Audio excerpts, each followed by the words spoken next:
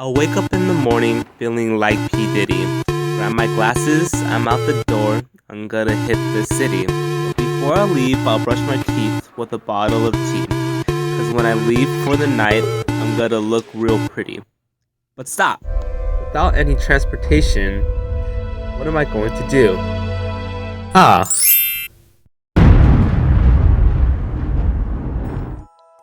Within New York City alone, over 500,000 taxis are being driven every day. But despite the fact that there are large sums of taxis being driven daily, there are those certain occasions where finding a taxi cab at the right time and place can be a great nuisance, not to mention the bad quality, service, and medieval payment methods that they provide. But how is Uber disrupting the taxi industry?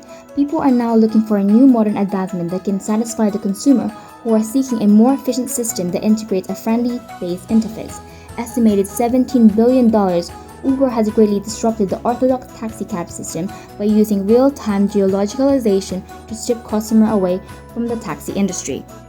The reason why Uber is displacing the taxi industry is because they are providing a new infrastructure to the commerce of transportation that includes comfort and accessibility.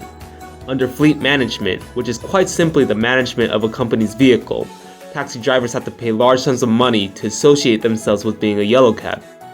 For example, a medallion, which is on average $750,000 per taxi driver, is a patch put on a taxi cab to show that drivers have legally registered with the city to work as a taxi. We need to also take into consideration of the insurance of the passenger and driver, lease of the car from the company, and even mileage. Being an Uber driver is easy as 1, 2, 3. You need to pass a background check, own a driver's license, have their own insurance, and most importantly, own their own car. Located within a couple of cities in the United States, Uber has had a large spillover on a global aspect to over 65 countries. The main reason Uber has expanded so quickly is because they acknowledge that growth is not one size fits all. What worked for New York may not necessarily be right for Taiwan or New Zealand, which is why they take it city by city, with local efforts tailored to each location. With this concept, Uber is launching a new city at a rate of every other day. Taking an overlook at the product lifecycle, Uber is now undergoing rapid growth as they are considered to be the first mover in app-based transportation service. Nevertheless, the taxi industry is undergoing competitive turbulence and stagnation, and if they do not invest in R&D, they will eventually go past maturity stage and ultimately death. As a new substitute into the transportation niche, Uber now gives consumers a large control of power as they are able to switch the cost of expensive taxi rides to cheaper Uber rides.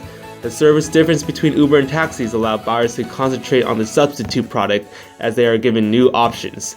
Furthermore, the taxi industry cannot constrain Uber through barriers of entrance. Why? Because Uber is not considered a taxi service. However, Uber is now facing several legality issues that involve passenger safety and surge prices. So is Uber really all that hyped up to what it really is?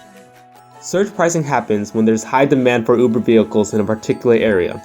Uber enacts surge pricing, which charges a multiplier on every fare during busy times. The company believes by raising its prices, it encourages its supply of drivers to get out on the road to keep with increased demands. Is this considered healthy for the market? Although Uber will notify you of pricing prior to the ride, we can see the potential for Uber to becoming a monopoly as consumers support them during high demands. Satisfying the supply and demand chain, the taxi industry will slowly but surely run out of business. Uber will dominate to control the price and leave millions of taxi drivers to become unemployed, ultimately lowering the GDP of a country. The taxi industry needs to be able to compete on the same level as Uber by investing in research and development to prolong their product lifecycle.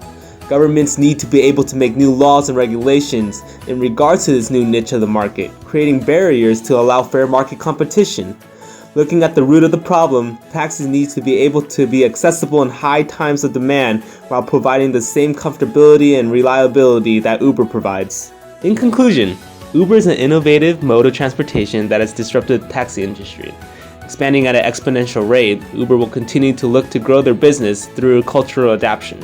But consumers must be aware of the power they are giving to Uber as they are driving the conservative taxi industry out of business, leaving Uber to becoming a behemoth monopoly.